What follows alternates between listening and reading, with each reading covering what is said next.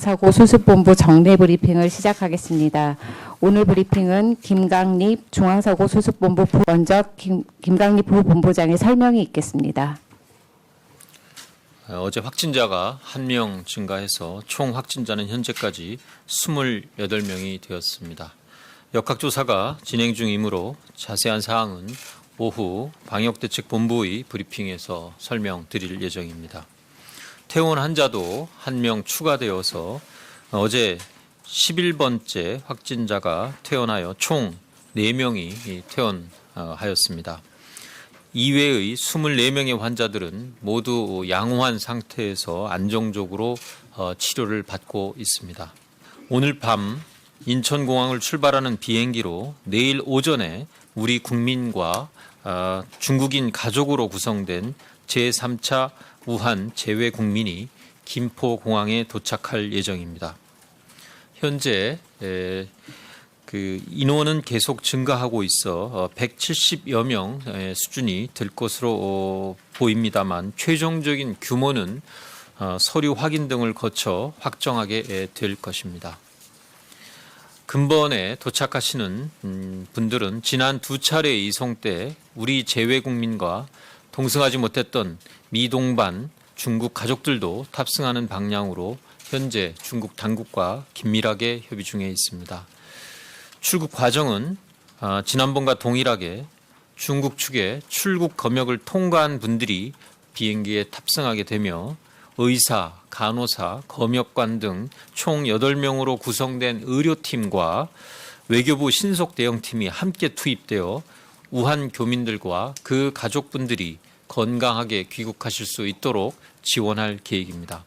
한국 입국 시에도 철저한 검역을 실시할 예정이며 국민 여러분께서 신종 감염병의 유입 가능성을 염려하시지 않도록 세심하게 주의를 다하도록 하겠습니다.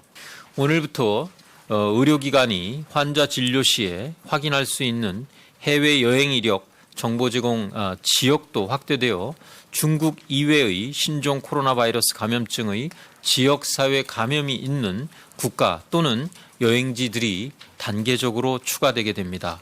오늘부터 싱가포르, 태국, 베트남, 홍콩, 마카오 등 5개 지역을 방문했던 입국자 정보도 의료기관과 약국에 제공되게 되며 이후 일본과 대만, 말레이시아의 여행 이력도 순차적으로 제공될 계획입니다.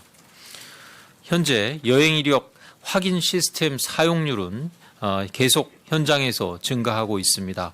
1월 말에 78% 수준의 이용률이 현재는 97.1%까지 올라와 있는 상태입니다.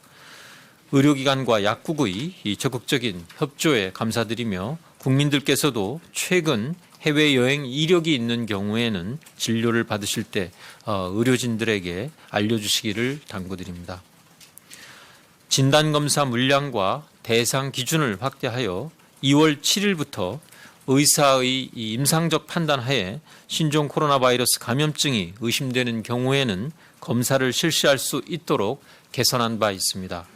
의료인들은 진료 시 신종 코로나 바이러스 감염증이 의심이 된다면 선별진료소에 진단검사를 의뢰해 주시기 바랍니다.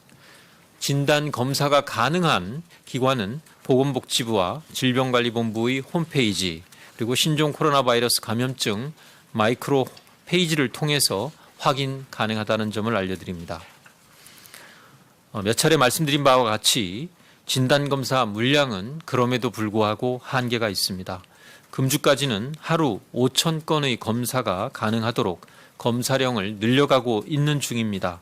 이는 해외여행 이력이나 접촉 이력 등 위험도가 높은 환자들, 우선순위 환자들에게 우선 시행이 필요한 이러한 물량입니다.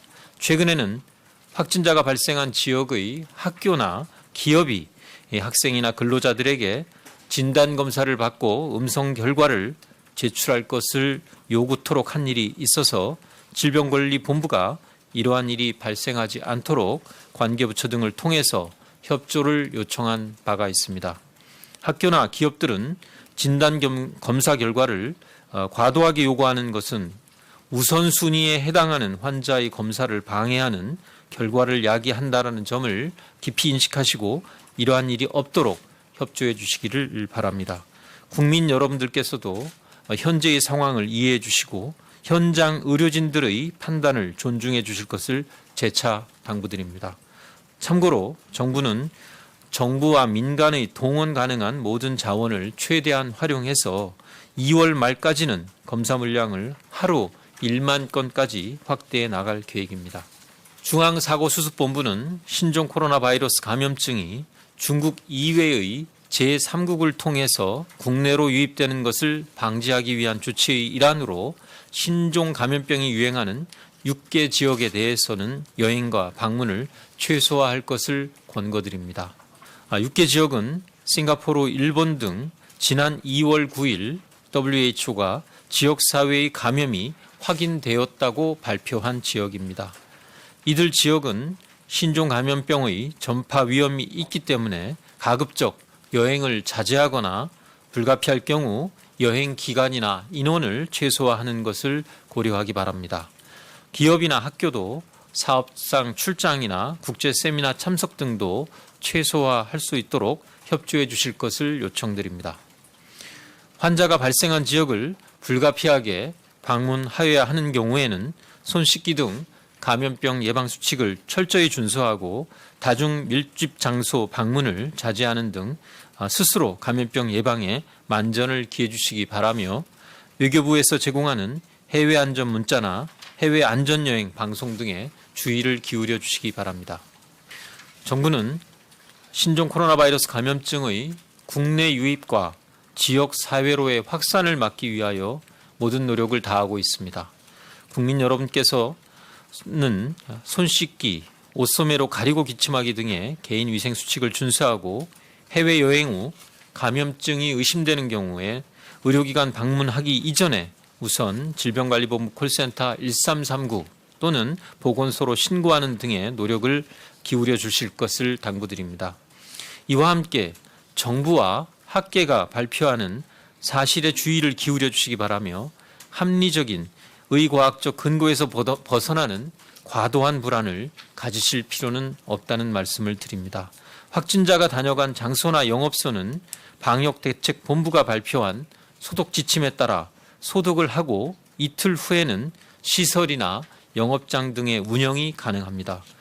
질병관리본부의 역학조사 결과에 따른 환자 접촉자 이외에는 일상생활을 하셔도 무방하며 접촉자의 재접촉자라는 개념은 방역적으로 없다는 점을 질병관리본부장께서도 어제 말씀드린 바가 있습니다.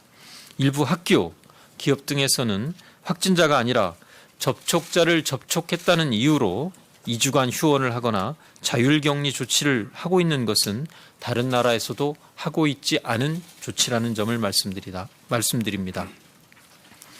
신종 감염병을 막기 위해서는 국민 여러분들의 이해와 협조가 필요하며 사실에 부합하지 않는 과도한 불안이 우리 사회의 신뢰를 해치지 않도록 하는 것도 매우 중요합니다.